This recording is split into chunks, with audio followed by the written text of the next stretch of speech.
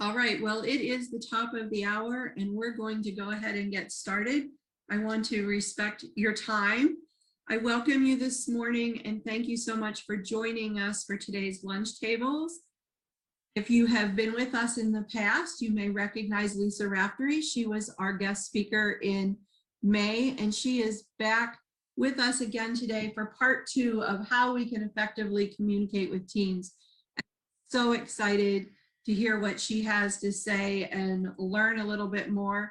As you may read in the comments, I am the parent of adult children and 6 grandparents, 6 grandparent of 6 grandchildren. And I still don't have it all right. And I have one teenage grandchild and one who thinks he is and wants to be desperately. He's 11. And I think he's counting the days until he's a teenager because he thinks something magical happens at that moment. And for those of us who have already raised some kids, we can agree that something magical definitely is happening in the adolescent brain.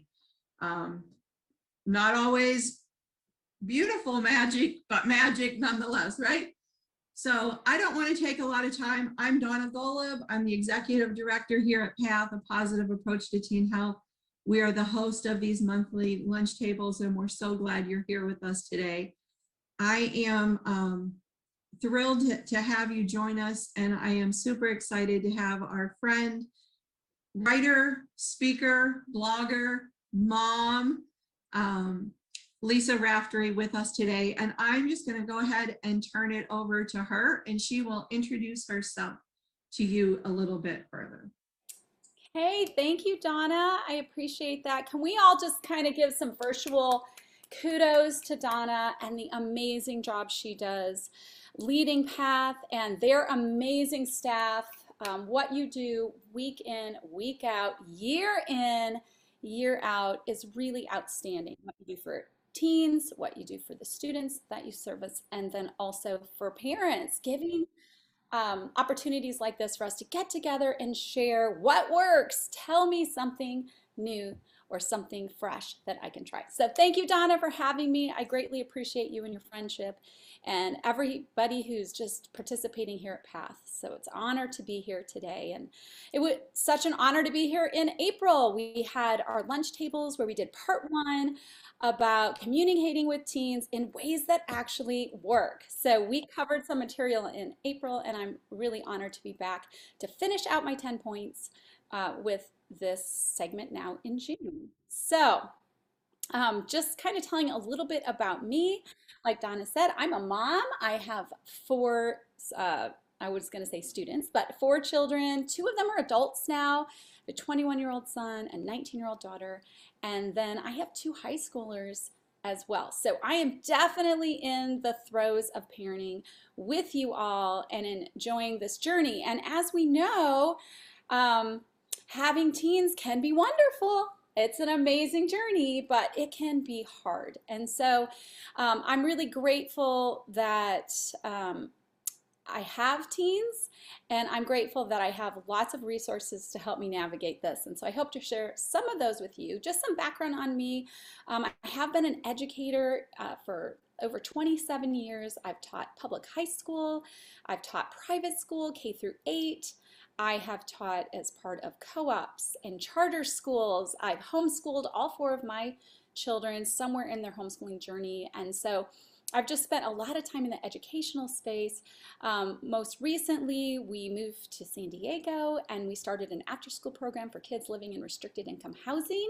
So we had that adventure, doing an after-school segment and just working with students, giving them a chance and opportunities they might not otherwise have. And we did that for 5 years until they sold the buildings. And so I've just had a lot of amazing opportunities to talk with lots of students and also to spend time with parents as well and to really understand the teenage universe nice and up close. So yeah, I'm going to actually add these now because sadly I need them. So today we're going to continue talking about communicating with teens in ways that actually work, part 2. And you know, when you hear that phrase, doesn't it sound great to actually communicate in a way that teens might actually receive what we have to say, because we all know it can be a challenge communicating with our teens, and chances are we're doing a lot of communicating with our teens, but we're just wondering, like, are they really hearing us? Is it really sinking in? Is this their way I could do it more effectively? And are there things that I already know how to do? There might be things we already know to do, but when things are so much in our face and we're so wrapped up in the craziness of life or the busyness of life, sometimes we just forget to do what we know to do. So I'm hoping today, as we go through these tips, we're gonna revisit things we know and then learn some new things as well to help us. So in part 1 in April, we discussed the first 5 of 10 keys to communicate with teens in ways that actually work. And we said that to communicate effectively with our teens, we need to, number 1, understand their need to feel safe. Number 2, to utilize effective methods of communication. And we went through a lot of them. There's a lot of great stuff in there. To master the language of respect, to leverage words of affirmation and praise, and to learn to be a good listener with good questions. So if you missed part 1, I just highly recommend you check out that video on Path's YouTube page. You can go watch it because it really lays some important foundation for the second 5 and what I'm going to share today. But for the sake of time in today's session, I'm just going to jump in right into the remaining keys of communicating with teens in ways that actually work.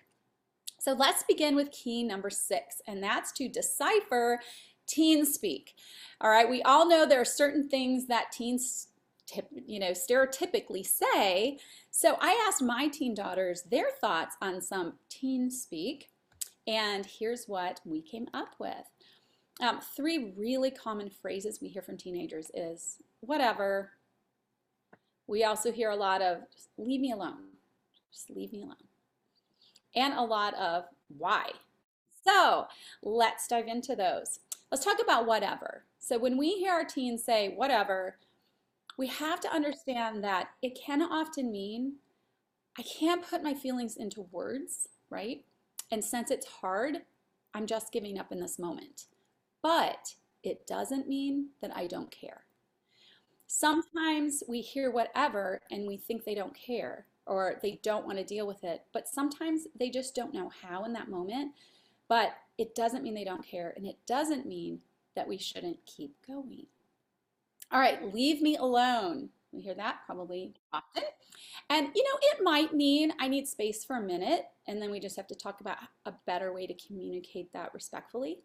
But sometimes it just means the reason they're saying that disrespectfully like that is it means maybe I'm embarrassed or I'm just really upset right now, hence my immediate response that wasn't very well crafted.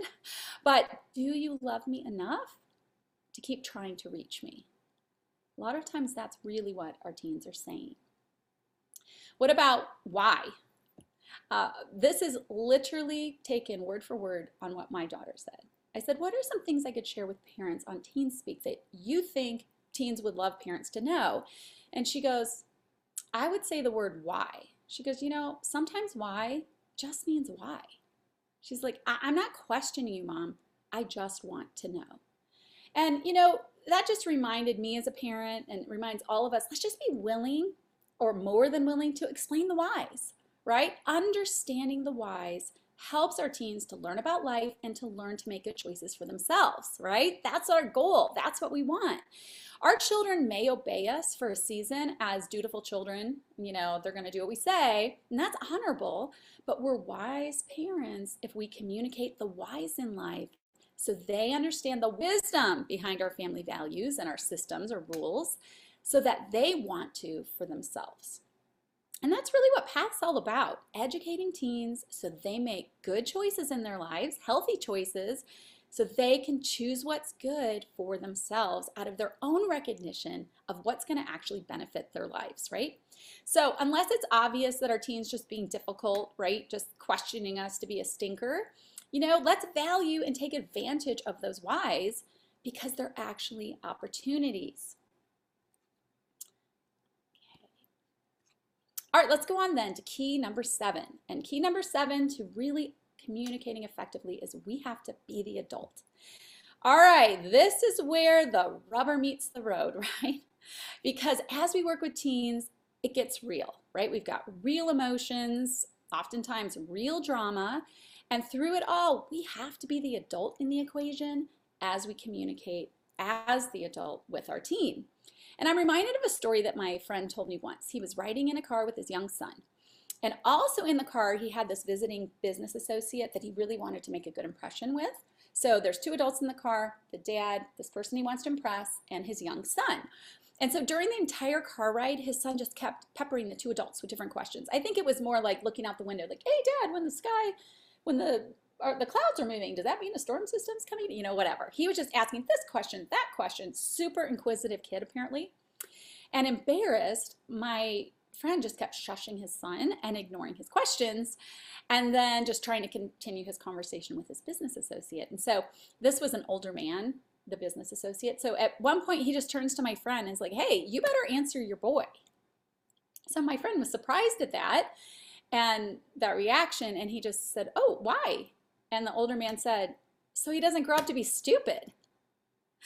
So, I mean, don't you love older people? Like, they just tell it like it is, right? But what that older man was really saying is that the father had better answer his son while he's asking questions, or the boy won't know things that he needs to know to navigate life.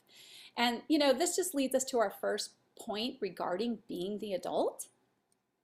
And that's, we have to be the adult by choosing to be their source. And sometimes those peppering questions can be annoying. They can be inconvenient. You know, I don't want to be your source right now. I just want to concentrate on the meeting I'm having or something. But, you know, we have to be the source of information that our teen needs us to be. And it was interesting, after our last session, Donna and I were kind of talking through this concept, and she was sharing with me that research does show that most teens do want their parents to be their source of information. You know, they don't want their parent as a lecturer, necessarily, right? But they do want them to be their trusted source. So take advantage of that to make sure that your teens have a good understanding of life's dynamics and how to make healthy choices as teens and then adults. They need us desperately, right? We're all aware of that. Their poor brains are not developed yet, right? And if we don't choose to be their source and make time for it and give it time and attention, you know, somebody else will. But that someone might not give them good advice, right? They might not give them accurate or wise counsel or information. So let's just get ahead of that and fulfill the role ourselves. Let's make sure they're truly prepared and equipped to step into life as an adult once they turn 18. So, you know, we have to be their source, even if that means sometimes talking about topics we'd rather not talk about. You know, uncomfortable ones like sex, STDs, pornography. You know, our teens need to see that we as parents care enough about them to tackle the tough stuff, right? To calmly and rationally discuss topics that they really need to have a healthy understanding about during these years. This leads me to a question that I often hear from parents when we're talking about being the source. Like, how do I answer my teens' questions or be their source without robbing them of their innocence, right? How do I know how much information to share or provide along the way? And, you know, many people are going to argue that, well, in today's culture with media, social media, the internet, as well as peers who are feeding on who knows what, you know, chances are our teens probably know a little more than we might think they do. But the key here really is just to recognize that there is a difference between being innocent and being naive.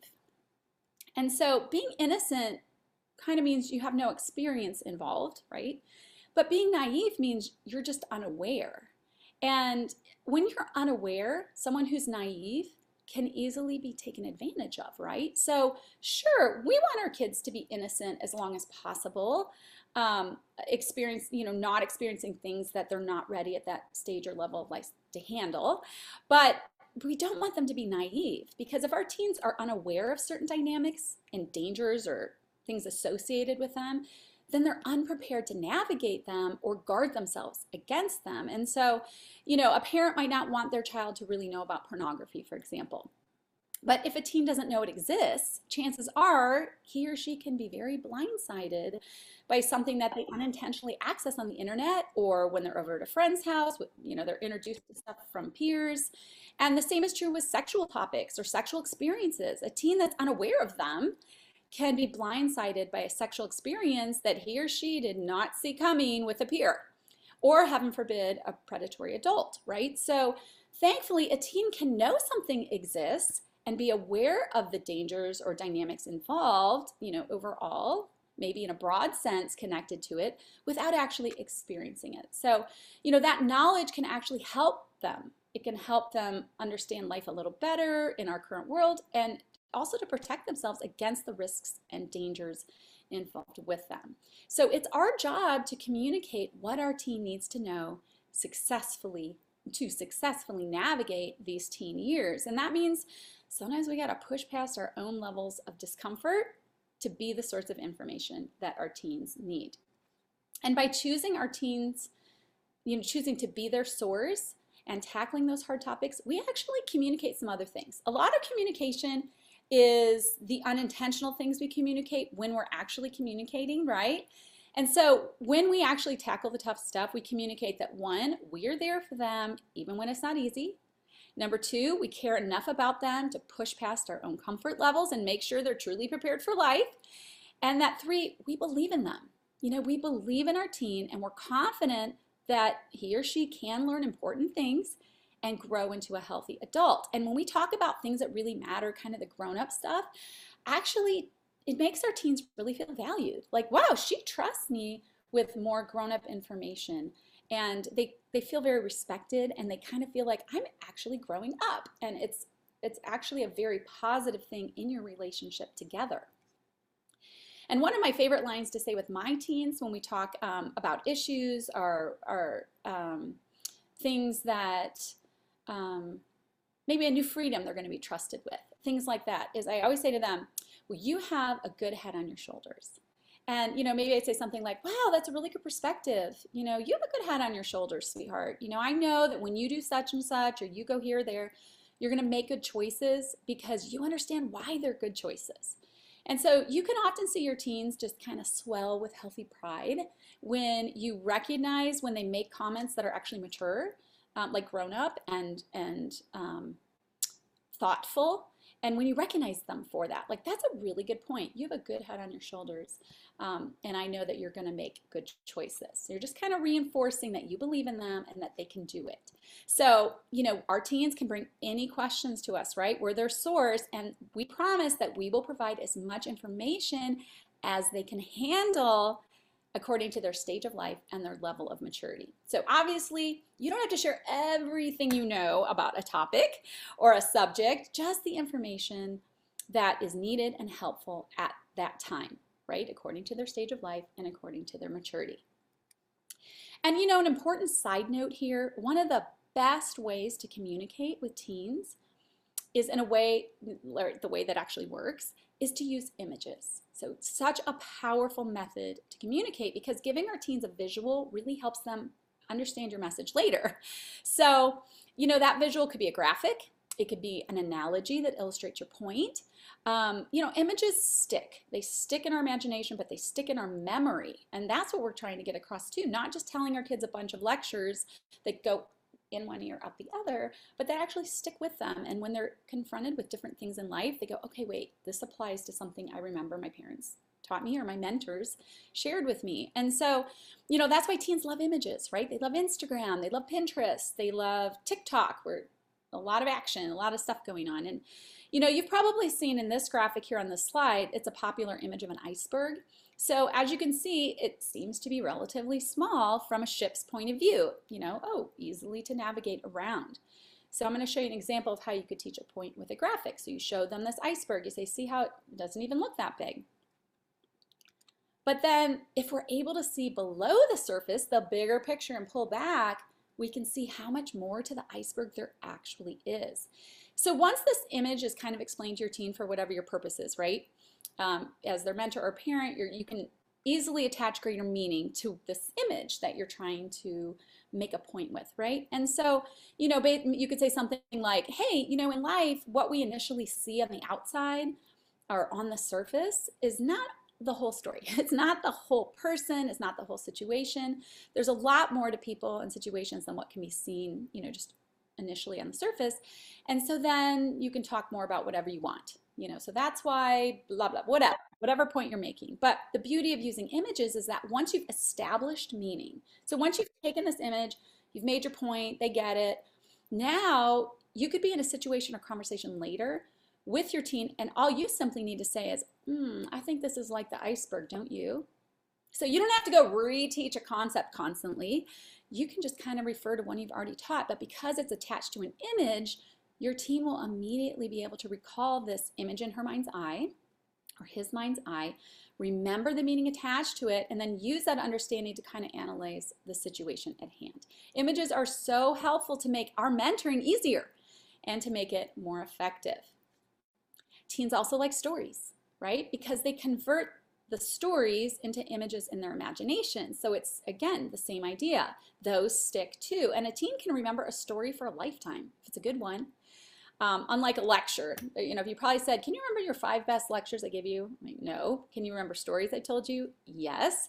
So sometimes the best way when you have to communicate something foundational or something really important, sometimes it's best to just lead with an illustration first before you make your point. Because then when you make your point, it just makes more sense to them and it has context for them. So let's go back to our discussion on knowing how much to share so that our kids are not naive. We don't want them naive, but we want to protect their innocence when we can as they grow and develop for their stages. So when my kids were preteens or just becoming teens, I shared with them a story from The Hiding Place, which written by Corrie ten Boom, and it's a true story about a Dutch woman and her family, about how they hid Jews in their home during World War II, and even about being caught and sent to concentration camps. So it's a great read. It's a great slice of history. I highly recommend it. And in this book, Corrie ten Boom as a child has a conversation on a train with her father. And I've shared this with the Parenting Corner, but I thought I'd just touch on it briefly to make my point here. That basically Corrie asked her father a question about sex, and the father just simply doesn't answer it really. He just asks Corrie to carry his traveling case off the train. So when she tries and she realizes, oh, it's way too heavy, she tells him it's too heavy for her, the father just answers with this: yes. And it would be a pretty poor father who would ask his little girl to carry such a load. It's the same way, Corrie, with knowledge. Some knowledge is too heavy for children. When you're older and stronger, you can bear it.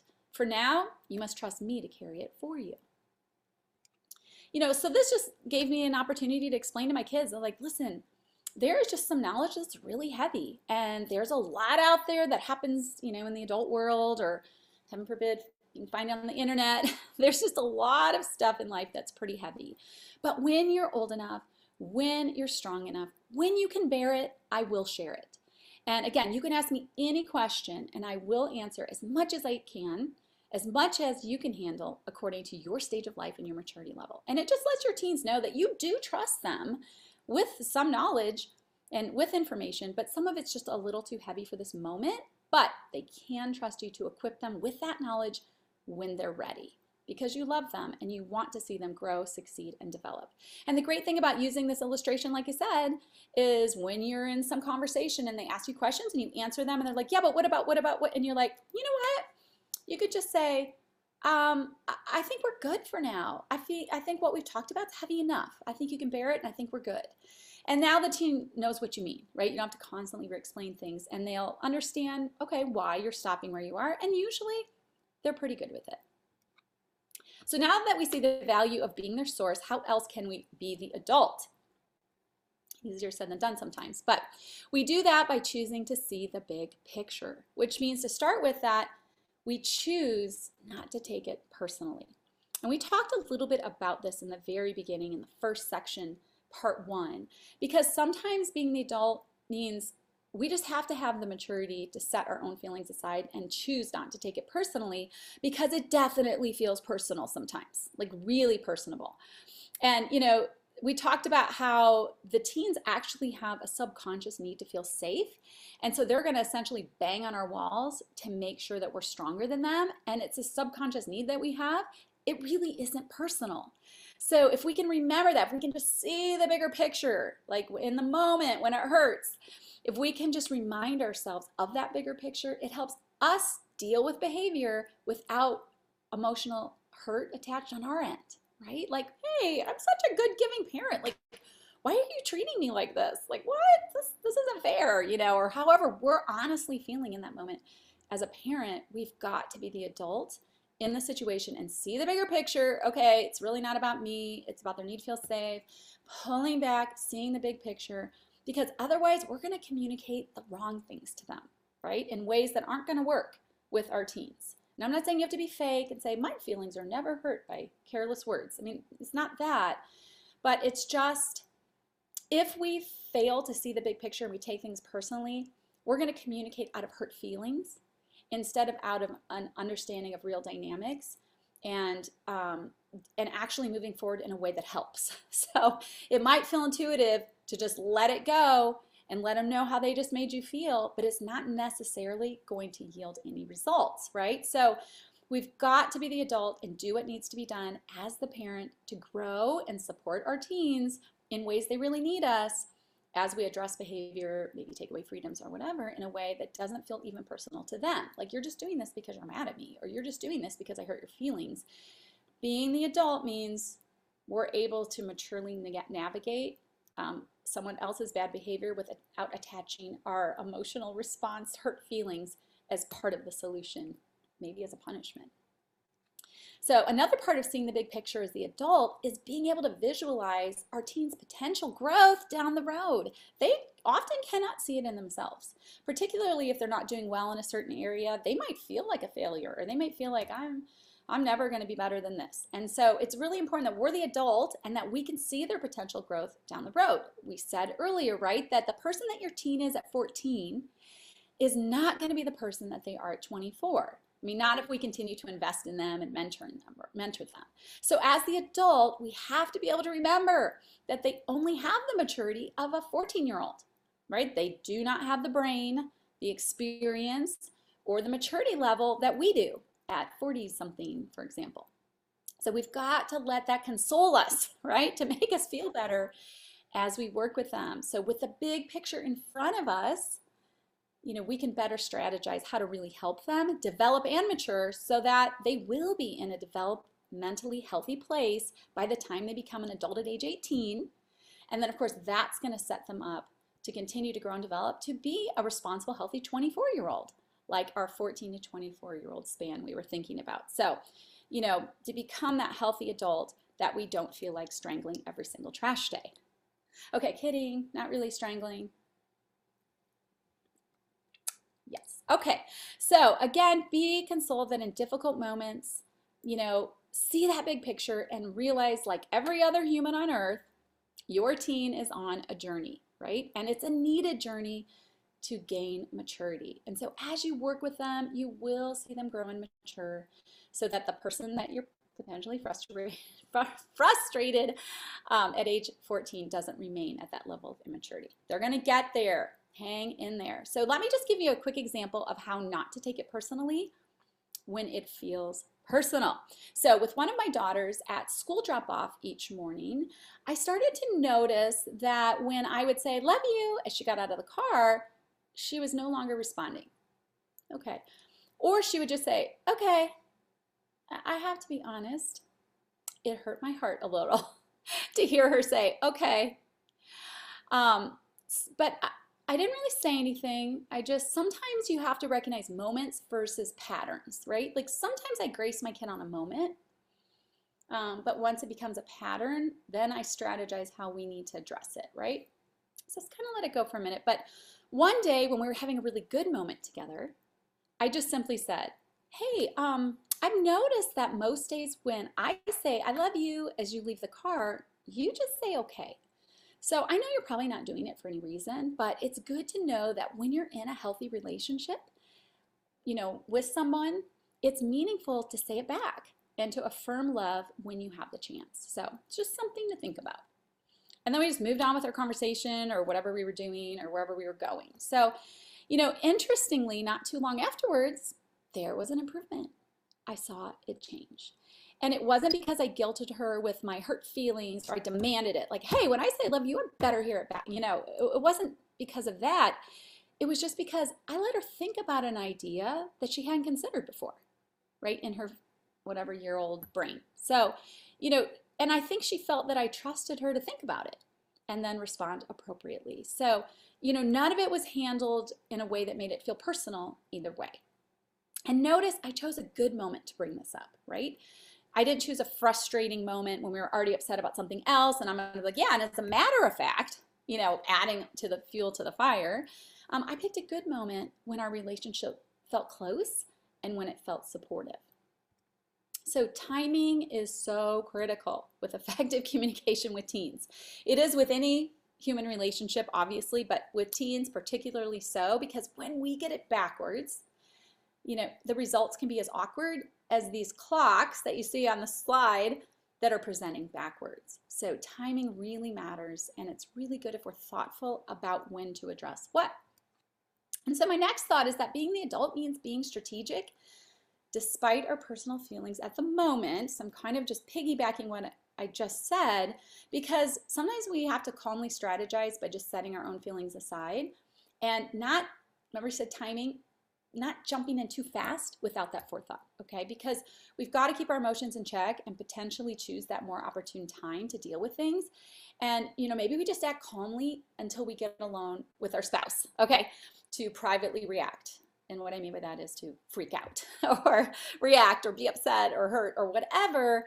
We've got to strategize what's going to work best. And so just kind of back to this idea, early in our marriage, my husband and I, my hubby realized that, most people are not their best after 9 p.m.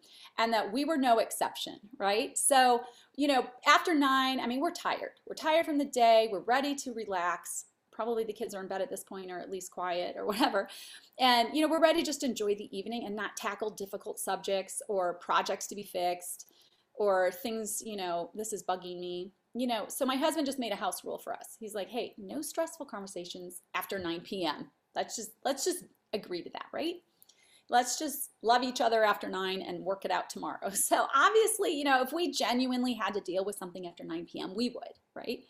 But we just had a healthy boundary that generally we're going to work through things at an earlier time of the day when we're more at our best, right? When we can think things through a little more, less emotionally and just I'm exhausted. And this rule's been a real gift to our marriage. And we also made a rule that we're not going to discuss stressful things in our bed, right? That is a place for love and rest. And so if we do have to discuss something at night and it is stressful, we're going to move it to the living room or the kitchen and just have this healthy boundary. And for us, that has been gold. And so as parents, let's try to choose wise, strategic boundaries. I mean, obviously it's gonna be different in a marriage, but so we wanna work with our teens at optimal times and settings, right? We're talking about communication that works, right? And so as much as we can, let's set ourselves up to win and let's set our teens up to win. It might feel good in a heated moment to just go there, right? You're gonna start listing all the things that need attention in your teen's life, but is that really wise? Is that really gonna move you towards your goal? Or would it be better to wait until a calmer moment to tackle maybe one thing at a time? Like, let's work on this one. Okay, now we're gonna work on this one. So as the adult, we simply have to be strategic about the right time and place, the best way to communicate. We had a lot of methods that we shared earlier.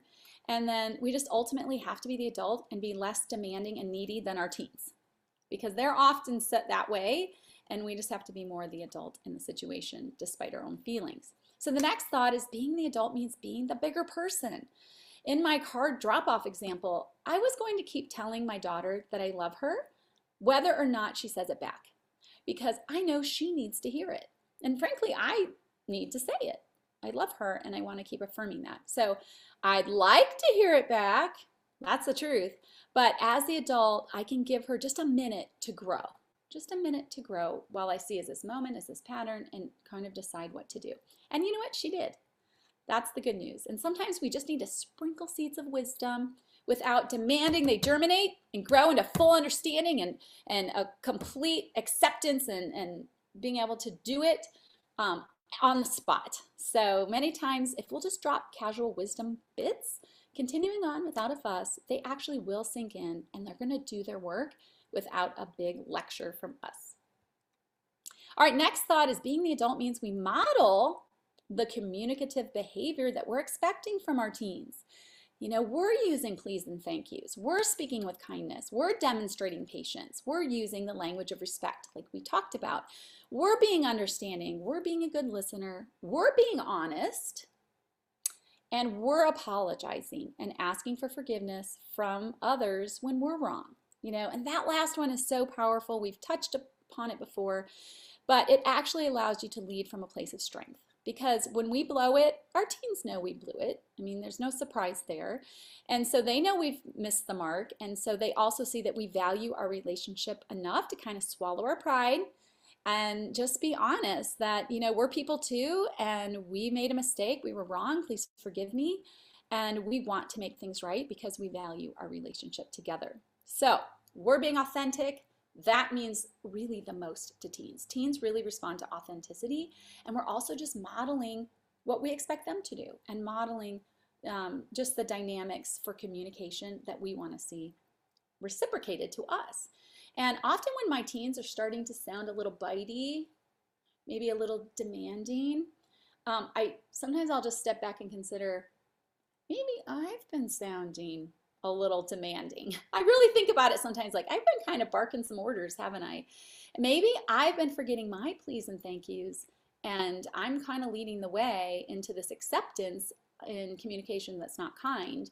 I'm doing it, and so they're kind of following right behind me and doing what they're seeing me do. So, we're not perfect, but sometimes just considering, okay, I'm going to make a conscious effort to lead what I want to get from them, and they'll follow you that way as well.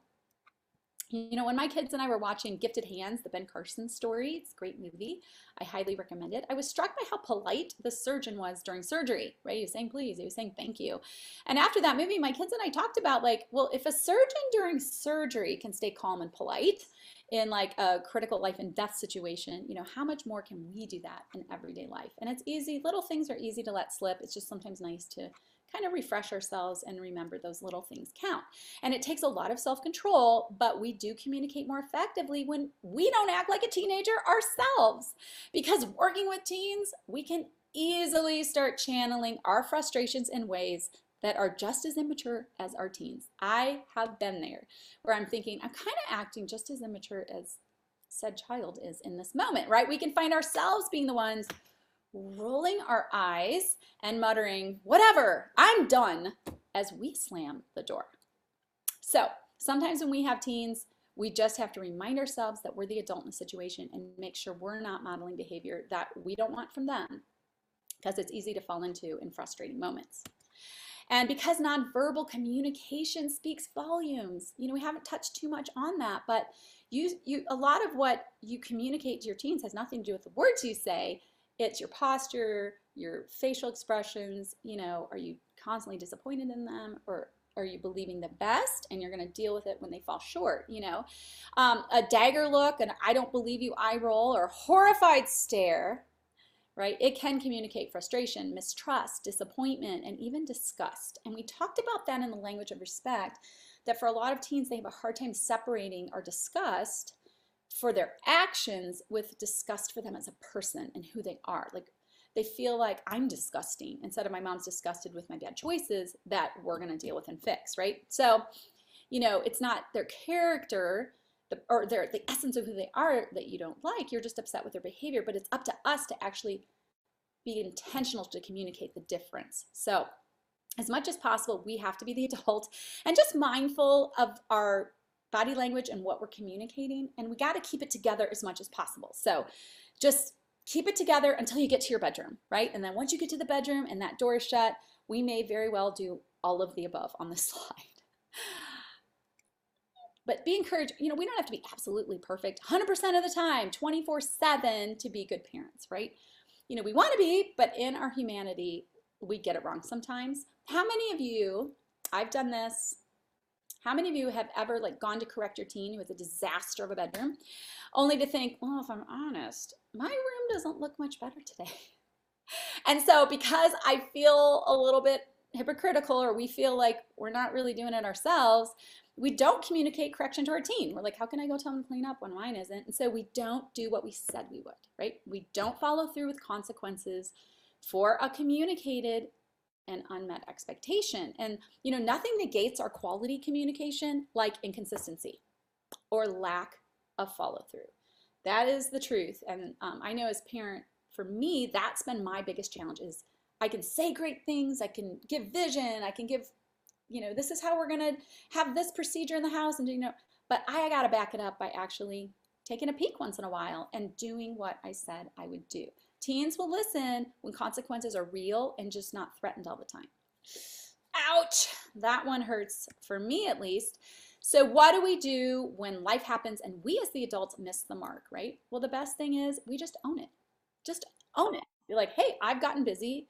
Maybe then just go to your kids and say, hey, guys, we're doing a reset. Everybody has 60 minutes and we're taking the house back to the standard that we know is best for us. And, Dad and I have had extra work projects, and we know that we've let our room, my desk, it's crazy. We're out of control there.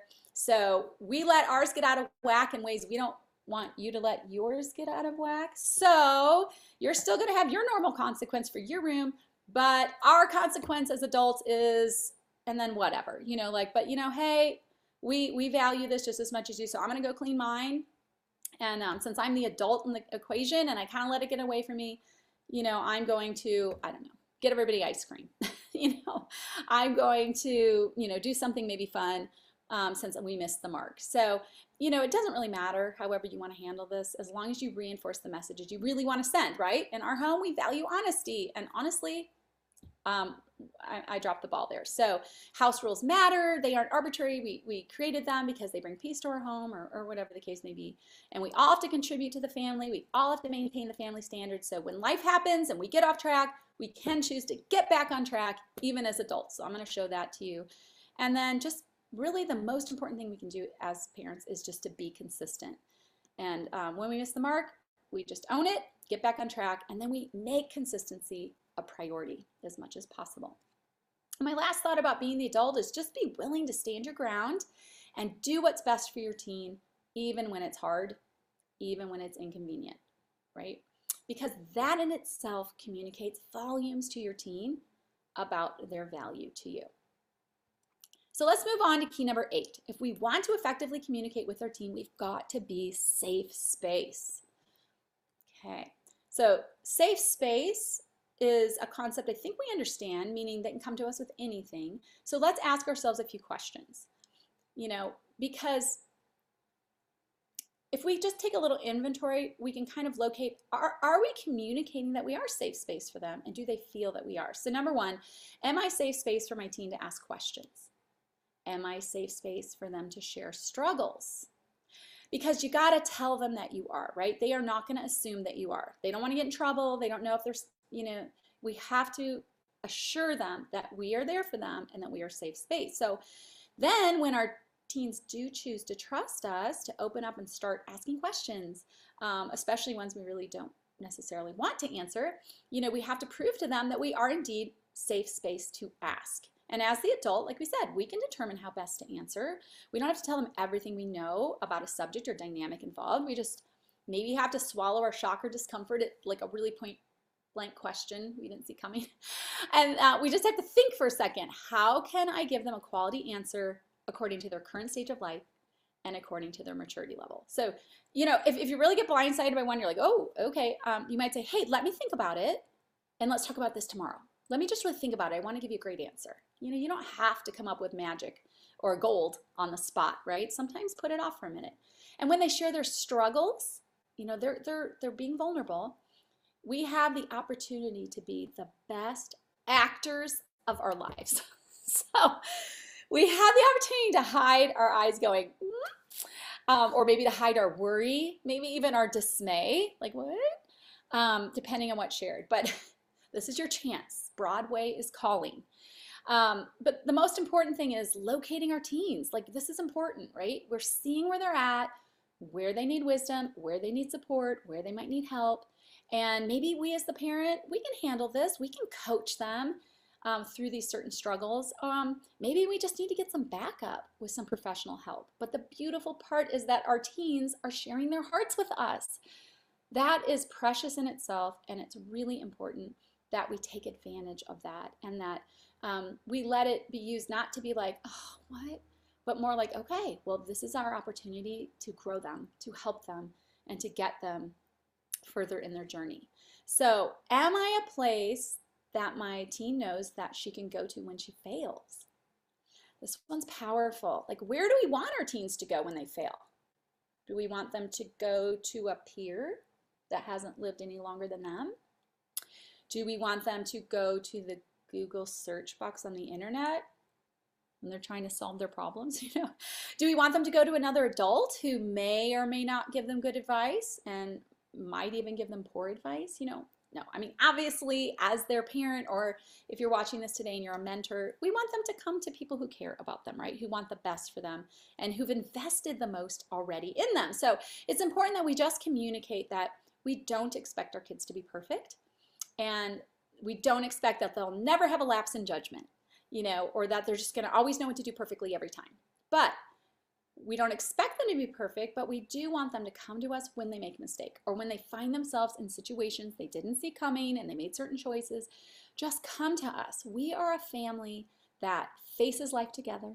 We are there for them to help them navigate everything in life, right? And that's including mistakes that they might have made. Because you can tell them something really simple like, hey, when you hide things, you're left alone to deal with those things, right? And I don't want that. But when you bring them out into the open, right, not only can you deal with them, right, you can have the loving support of us as your parents to help you. And that's what we want. So we're here for you no matter what. Just come to us and we're going to face life together. How do I respond when my teen makes mistakes? So our response, right? Do I get angry immediately? Do I take it personally and vent my own feelings immediately? Do I consider context? Like, okay, that was kind of a weird situation to be in. I see why they might have made that choice or felt the pressure to, you know what I mean? Like, are we considering context? Not excusing behavior, just considering context as we're going to help them navigate, right? Do I see a bigger picture? Do I consider how best to respond before jumping in? And is my response appropriate for the situation, right? So we have to be really careful as parents. We just love them so much. And we have to be careful that we don't react like it's a nuclear bomb when maybe it's just really a hiccup, right? Treat it like a huge deal when it's an NBD, which is a no big deal. Like someone saying, hey, I was thinking about dyeing my hair, green, but we're treating it like, they just made some heinous life choice that's going to take them down some deep dark road. Okay, so we got to just make sure that we're careful to react, and not even react, but respond appropriately to what's being shared. Have you ever heard a teen say like, oh, I don't tell my mom this stuff, she freaks out over the littlest thing, right? Well, we don't want to freak out over the littlest thing. And honestly, we can't even react like it's a nuclear bomb when it is a nuclear bomb, right? Sometimes we just have to save our freaking out, like be like, okay, well, I'm glad you told me. Let me think on it. I'm here for you. Give me a hug. Okay, we're going to figure this out. We're going to deal with this. We love you, and then maybe you fall apart and go a little hysterical later with your husband behind the closed door, or your wife, or your trusted friend, or whatever. But our reactions really matter, so they do feel like it's safe space. It doesn't mean we don't deal with things, but we do it in a way that invites them to continually come back, right? And we have to be careful to deal with the behavior while affirming the kids themselves, affirming our teens themselves, right?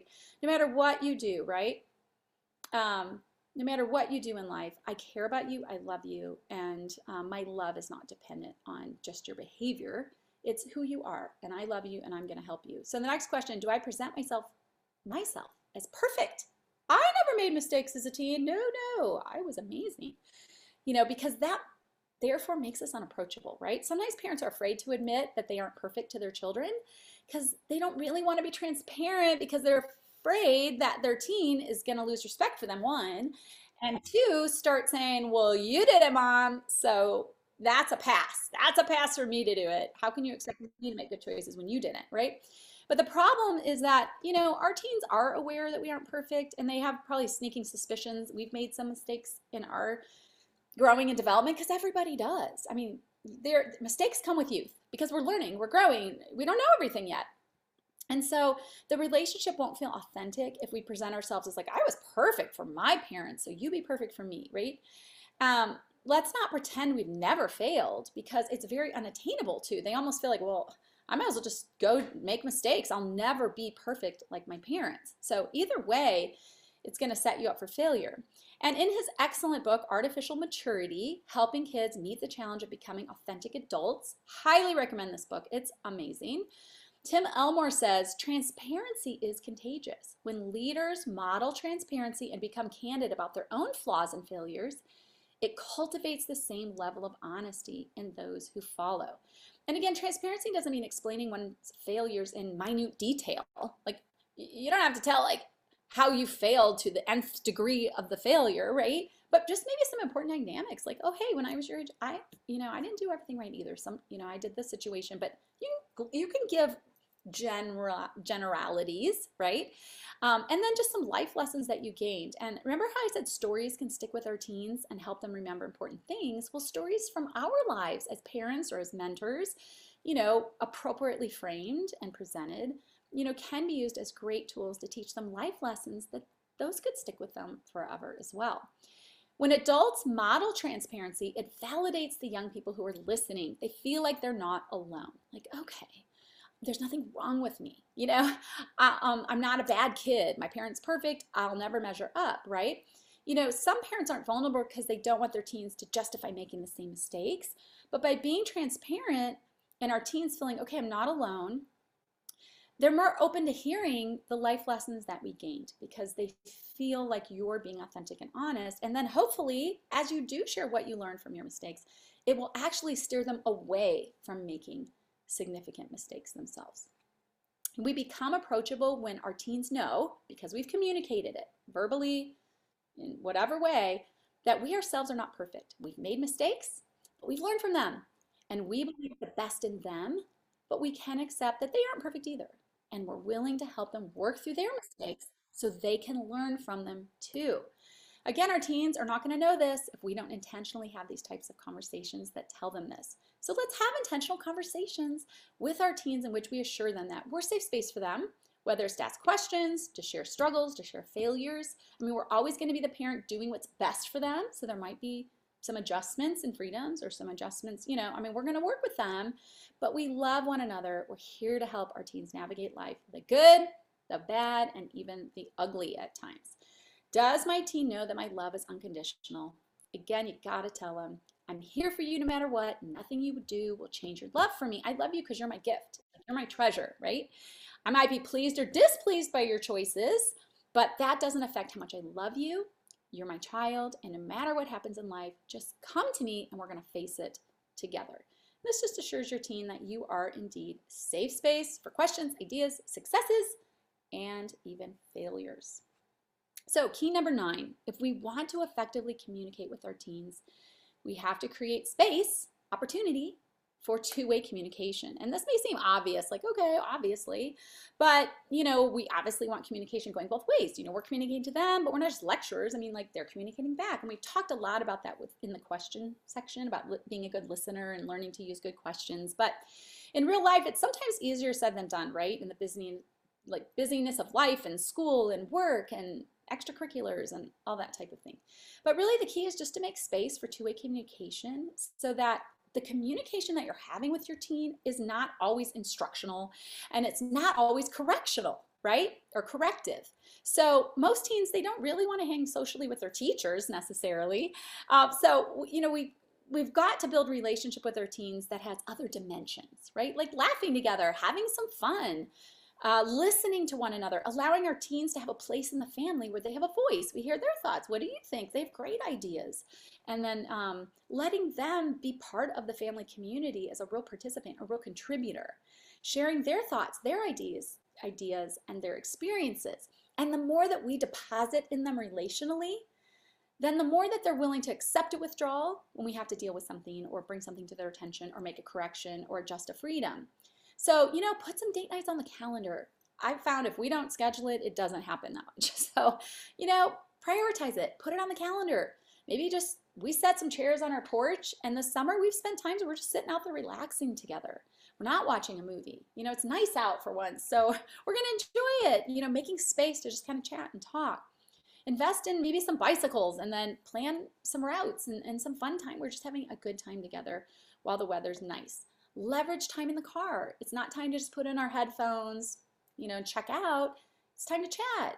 take advantage of the time that you have. Remember, we talked about boys really communicate great side by side. Use when they're not looking at you, you know, deep in the eyes. Use your time together, even in the car, for communication. Set aside specific time for game nights where you're just having fun together. Pick up a journal that you can share. I did that with one of my daughters. It didn't work with some of my other kids. Are like, I'm good. That sounds weird. But my one daughter, we have a journal that we pass back and forth. I'd write a little funny note or a thought, something I saw in her that I appreciated, or she'd ask me a question. So what was your favorite, blah, blah, blah, whatever. And we just had this fun little thing we did to communicate. Anything that's just fun. Just keep creative. Find ways that you and your teen can connect. And when possible, just request the phone jail, right? Like, all right, guys, we're taking a break from the phones. It's in jail. That's what's happening. One of my favorite ways to build a relationship in a non-threatening way is just to create a family group text feed. You can share info like, hey, dinner's at 6 p.m. tonight, or just funny memes or funny moments or just like funny little things. It's the easiest way in the world to just connect every day. And it's just a really good relationship builder that's just because we love one another, we enjoy each other, and they're not necessarily learning anything. It's just, we're just having fun together. Okay, last key today. Looks like I have 4 minutes. We got this. It's if we want to effectively communicate with our teens, we've got to communicate the right things to ourselves. This cannot be skipped. What you do for your teen is, whether you're a parent, a grandparent, an aunt, an uncle, a family member, a mentor, the piece that you're providing, I mean, it's a real game changer for them. So you are very valuable. You're so important, and we've got to make sure that, you know, we're not communicating all the right things to them, but not communicating the right things to ourselves. So for those of us who have flown before, we're well acquainted with the flight attendant's instructions, right? Should the oxygen mask drop down? You know, you as the adult, put on your oxygen mask first and then help your children, right? I mean, the idea is that in a crisis, if you do theirs first, but then you pass out, you no longer can help them in any way to get through this crisis. So it's more important that you as the adult, you put on your oxygen so that you are mentally clear, physically refreshed to be able to help your child and then help them throughout the entire crisis. So, you know, it's the same thing with our jobs as parents or mentors. Communicating what you communicate to yourself, make sure you're doing the right things to yourself as well, and you're taking care of yourself. You know, I'm not talking about excusing abuse. No, I'm not talking about bad parenting behavior that you just sweep under the rug because you're worth it. You know, I'm not talking about anything ridiculous. I'm just saying, you know, that let's not be so hard on ourselves for not being perfect 24/7, 365. All right, because we're going to miss the joy of even having kids if we're so hard on ourselves and we're telling ourselves only things of guilt and like, I've ruined them, you know, I look side at them, I'm sure now they have to go to therapy. You know, we have to be kind to ourselves. So take honest inventory. You know, how are things going with your teens? How is the communication in our family? How are things going? Yes, 100%. But, you know, take times to recognize the things that need to grow, develop, but also the things that are going right. And remind yourself, I'm valuable, right? And what I invest in my teens is that game changer for them. I am doing some things right. That's good. Thank you. Thank you. Okay. All right. I'm doing something right. Everybody has room to grow, so I'm no exception. That's okay, since I am committed to learn and grow. And I won't sweat the small stuff, right? I mean, sometimes we have to follow the advice of, I think it was PX90, the guy who did the exercise program. He would always say, do your best, forget the rest. And so sometimes we have to just do our best and forget the rest for a day. And we have to choose, like, hey, I'm going to savor the good moments, and I'm going to remind myself what they are. I'm going to tell myself the things that are going well. Tomorrow's a new day. Encourage yourself. Tomorrow is a fresh day. And my family's a treasure to enjoy and not just a labor to get over. And remind yourself and tell yourself the right thing, that you are not alone. You're not alone. There are people who love you. They want to support you in your parenting journey or your mentoring journey. There's people like Donna, the wonderful team at Path, who bring you resources each month and support, you know, the parenting corner and then all the other segments that they have, so that you don't have to shoulder the load alone. So I hope that encourages you all today. Donna, that was what I had to share about communicating with teens in ways that actually work.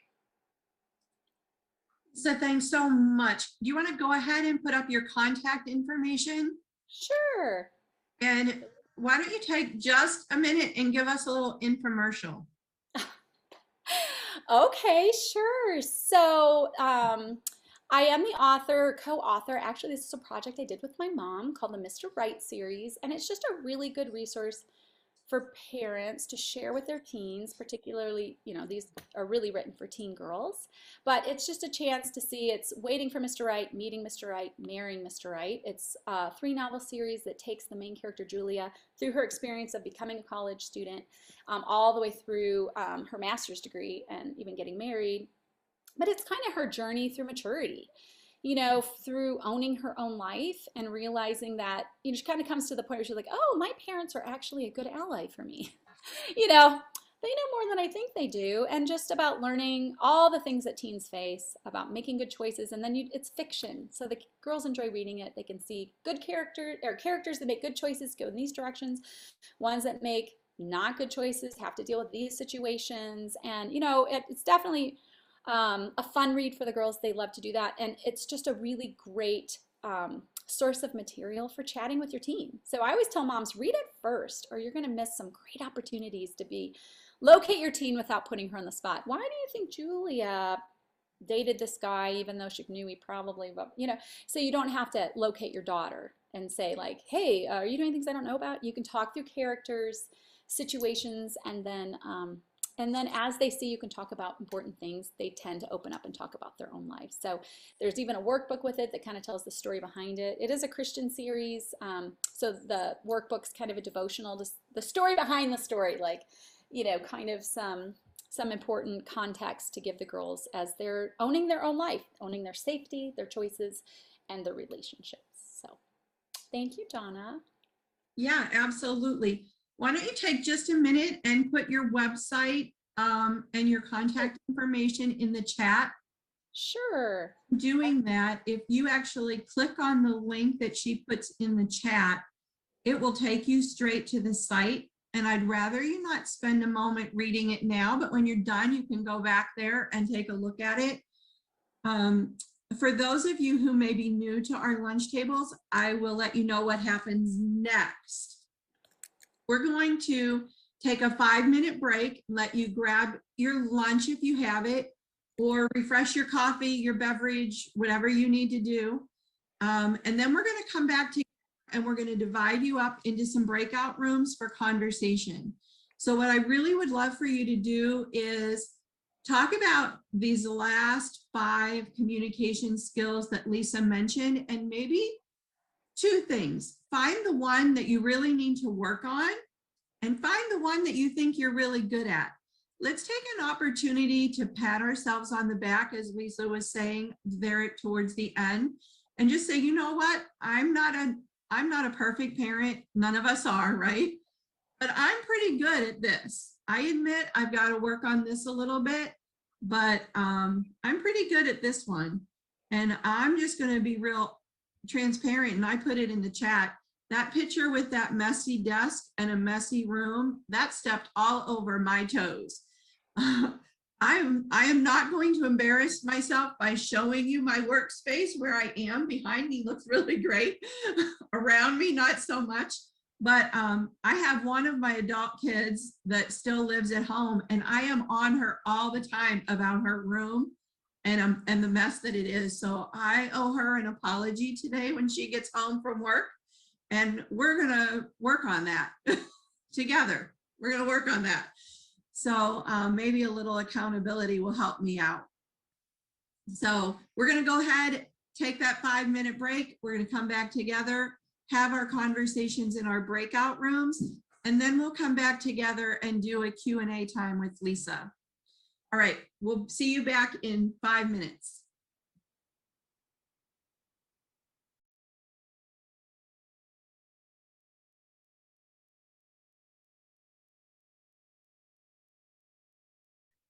So I want us to be careful as parents, that we're not so that we realize we're communicating more when we don't communicate so than we think we are. So being able to tackle the tough stuff communicates volumes to your kid that they're worth the struggle, they're worth the effort, they're worth all of that.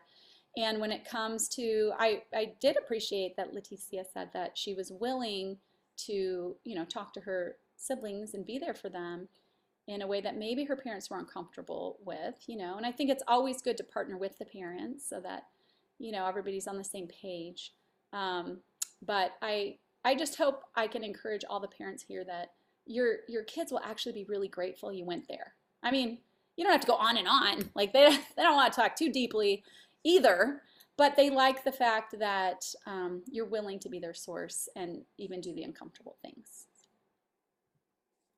Good Yeah. job, Penny. I wanted to add to that too. One of the things that we have heard from parents fairly often is, I don't know how to have the conversation because I don't know what to say when they say, what did you do? Right?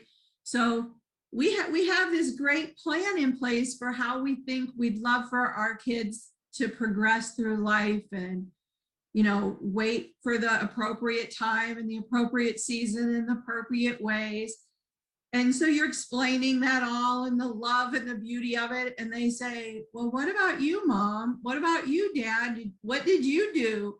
Or like in my case, my daughter could do the math and know that I did things out of order, right? So I'm just going to put it out there. I mean, it's part of my why for why I do this, folks. So, so how do you do that? And I think it's really important to go back to what Lisa was saying about it's not in the details don't have to be put out there. I don't need to go into the wheres and the whys and the whos. I just need to say, you know what? I can remember the feeling of disappointment in myself or the fear of telling my parents or all the emotions and then the struggles. So if I bring it from that place and not from the act itself or I don't need to go there. I need to go with I remember what it was like to feel, right? And those are things I don't want you to have to experience. And it's not the things that I don't want other young people to have to experience. And that's why I do what I do. And, why I'm having this conversation with you, which is uncomfortable. And, hopefully you won't have to have the conversation for you will be easier than it is for me. So I would just encourage for those of you who are in that place to first get comfortable with forgiving yourself, because that's the first step in moving forward and being able to have real conversation. Forgive yourself for maybe making some choices that weren't the healthiest, and then be willing to have the emotional conversation that allows your children to understand why you care and where your love comes from. So I just add that from that perspective. Is there anybody else in that group that wanted to share? All right, I know there was one other room, but their people were kind of hit or miss, I know. So we'll just open it up at this point. Are there any other questions for Lisa or anybody else that would like to share?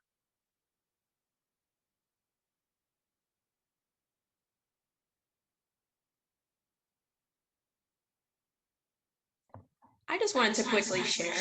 Oh, sorry, we're in the same room. Okay. I kind of just wanted to piggyback off what Lewis said. Obviously, we don't have children, but just to being that safe space, I think, Donna, you asked why sometimes do kids not feel comfortable?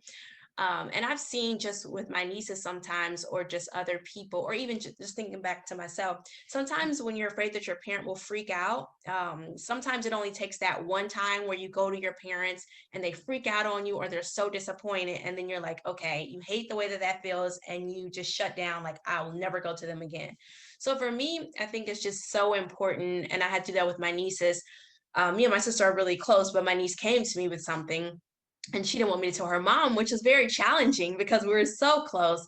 But it was so important to me to just that she had someone to go to, because as soon as I don't keep that trust between us, of course, if it's something that her mom absolutely has to know, then that's just what it is. Like if it's something very detrimental, but it was something small, like a first kiss. And even though my sister really wanted to know, I was just like, this is something that if I don't keep this, then she will never come to me again. And for me, it was more important that at least I knew I would give her, I share the same sentiments as her mother, so I would give her good advice that she have someone, because I think sometimes if we all, shut her down, then she will go to the wrong people. And so I just think for our children, just so important to be a safe space, that even if I want to freak out on them, or even if in the inside I'm like, this is so bad, that, you just hold it in so that they know that they can come to you and then kind of deal with your emotions. Because I think as parents, again, I don't know yet, so I'm only speculating. I think I would just probably want to freak out, because you're like, oh my God, it's your child and you want them to be so perfect and have the perfect life. But you have to remember that you're not perfect. You didn't do everything perfect, and you still needed someone with open arms to love you and talk you through the process. So that's just kind of my spill on it. So Thanks for sharing, Sharbria. All right, well, I think that's good. Excuse me, going to end our time today. For those of you that are still on the call, I know our numbers have depleted, but we really have enjoyed having these last few conversations that were a little more parent focused.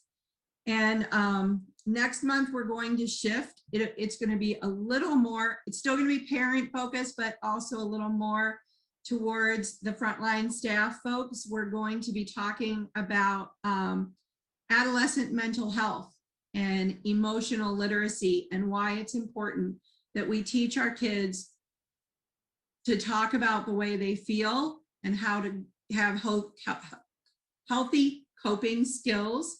And then we're going to follow that in August with adolescent mental health and some of the crises that we're dealing with in our country right now, thanks in part to the pandemic and loneliness. And, we have teens who are created to be social, and they've been pretty closed in, except for social worlds. And we're not sure that that's exactly the healthiest place for them to be. So that's kind of where we're going to be over the next 2 months, is the emotional, social, and mental health side of life. And then there's going to be a new question on the survey, because we have talked about continuing some parent conversation and splitting away, doing 2 a month, 1 for parents and 1 more focused on frontline staff. So there's going to be a couple of questions on your survey about that split and whether that's something you'd like to see. So thank you for your time today. Thanks for stopping by. You'll be getting an email with a recording and with the survey. And we look forward to seeing you next month. Thanks so much, you guys. Have a great afternoon.